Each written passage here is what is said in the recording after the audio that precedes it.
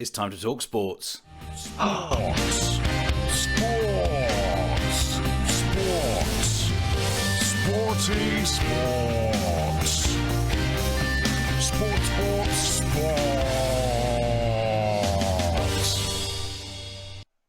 Sports. Nice. So it's amazing. Like, football has taken over the country so much that even we are talking about sports two times in a row now. That's getting pretty sporty on this show. Look, if you didn't see the final of England v Italy in Euro 2020, look away now if you don't want to know the results. We lost. Oh, yeah, it turns out looking away from something means... If you've not figured out how audio works, it's your own stupid fault, isn't it? But we didn't do well. It was disappointing to many of us. And I will say this, look, if you're going to lose in any way, losing on penalties is probably the best kind of loss, because at least we weren't outclassed, we weren't out-footballed, we were just outlucked. Because it seems like if you're going to lose, everyone's getting, it's a terrible way to go out. It's actually a really good way. You can hold your head up high and be like, oh, well, we managed to do pretty well all the way through, just darn those penalties. Although some people are still understandably upset, like this guy who was in the news, who decided to get an England Euro 2020 winners tattoo before the final. Now, it was a risk. Why would you get a tattoo saying that we won before we won? Were they doing them cheaper on the way in? I'll get it now, just in case. It's the opposite of some sort of Asda Oops deal. However, you can got a picture of it here. Here we are. Euro 2020, that's his leg, and it's coming home. Here's my problem with it. Even if we had have won, it should have read, it's come home. The present tense conjugated verb would be, look, maybe I'm the wrong guy to be critiquing other people's tattoos. Yeah. So he's understandably upset. He's saying he's keeping it. Yeah, that's how tattoos work. Well done. You've learned that the wrong way around. But some people are really upset about it. I was reading about the fact that there's a petition that's been signed to try and get the Italy versus England final replayed. You can't just keep replaying things until you get the result you want. This is not a Scottish independence referendum, you fools. But I watched it because I'm into sport now. And I sat there live tweeting it. I've not watched a football game in decades. I've not live tweeted something in like 5 years. So I sat there doing jokes about it on Twitter. I'm going to go through some of the pictures and screenshots that I took, because I think they prove that even though I'm now into football, none of the jokes I did had anything to do with football, because I don't understand football. It's going back through my own timeline. We had this picture. And I remember saying, it looks like he's about to show him something really offensive that has been sent to him on WhatsApp. It's got, have a look at this. There's also this picture that I saw. This is Tom Cruise, who was there watching it. And I pointed out saying, look, I know Tom Cruise is small, but there's no reason for the lady behind to pretend that she's looking through a microscope to see him. It's just rude. Turns out that's Kate Moss. Look at that. I had no idea. Also, there was this picture when we got to see the celebrations at half-time. This is what happened when the England goal went in like 2 minutes into the game. They scored more quickly than it took me to say the word goal in last week's episode. And as if you pay careful attention to this picture, I think you can see the 2 plumes of COVID rushing in when they saw that social distancing being removed, thinking, oh, it's our chance, lads. Come on.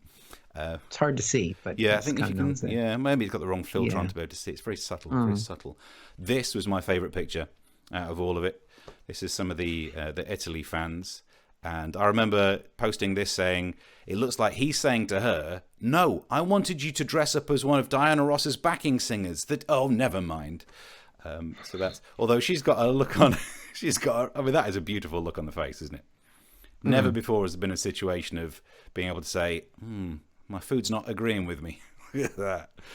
But he's dressed up as Mario.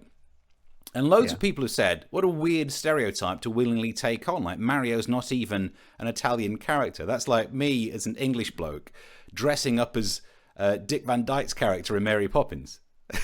It's not actually what we are, but fair enough. It's up to you. Enjoy it. Get stuck in. There was this picture of some supporters there. Prince William trying to do West Side and actually not doing badly, trying to blend in with the common folk like me. I think we've got 1 point. There we are. There we go. That was no wonder they won. Look who they had on their side. I didn't think he would have been available on Sundays, but anyway. Interesting. Did you watch it? I did. Yeah. And there was, the ball and the offsides and the penalty kick. Yeah. And things. I'm now an expert and, in it. So do you want to ask me a question?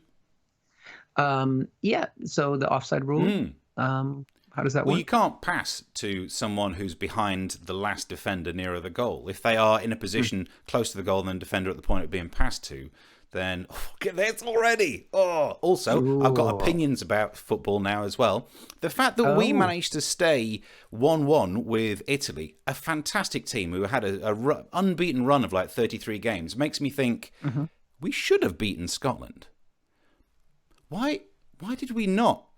Now, we didn't need the points. I can't help thinking there might have been some pressure put on Gareth Southgate to bring a draw back just so that it wasn't another reason to have another independence referendum. But more on that story as and when we have it. The big problem with the football wasn't the result, because that was great. We did really well. If you're going to lose, what a way to lose. The problem was with what happened afterwards. Twitter's had to delete thousands of offensive, abhorrent, racist abuse that was posted just because we lost at penalties. It's ridiculous. Boris Johnson said that he's going to try and change it so that if you say racist things online, you will not be allowed to watch football.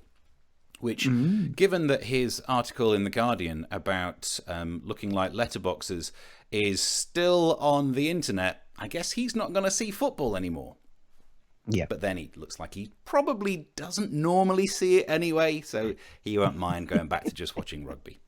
The other politicians came out to give their opinion. Priti Patel was disgusted about all of that abuse on social media.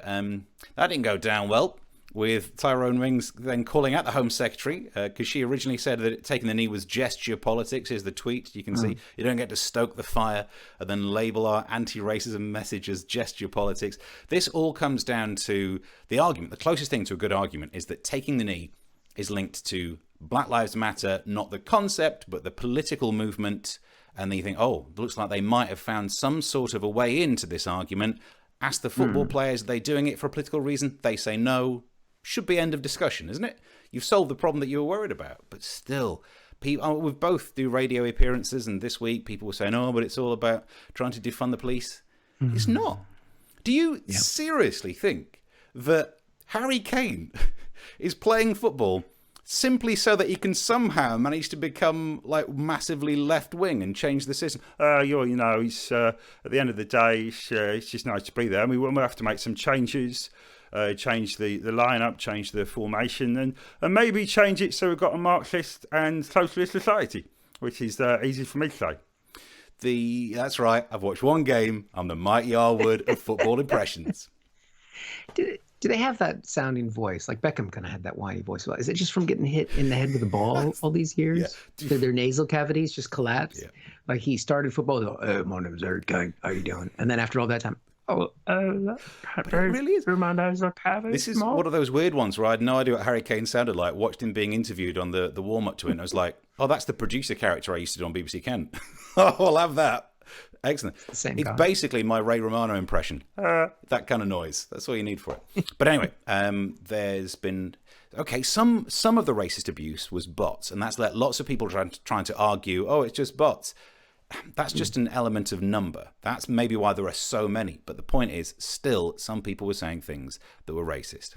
And it is ridiculous, because even without the racism, the logic is not there to support their stupid keyboard worrying, social media letting them have their stupid thoughts broadcast to the world. Like, these are people who would be out of breath walking to the penalty spot. There's no way they get the ball anywhere near it. And they've got the audacity to be, they missed it. What? And we have to address something in the industry, in the community. There was a comedian who said something that was tweeted, an offensive tweet. I'm not going to include the name because I don't want to be part of a pile-on, but we can look at the tweet that got them effectively cancelled, some of their gigs pulled. They said, all I'm saying is the white guy scored. Not really sure what kind of logic you're trying to pull out of that one from a very small data sample. That's like saying, recently I watched the film See No Evil, Hear No Evil, and all I'm saying is white guys can see.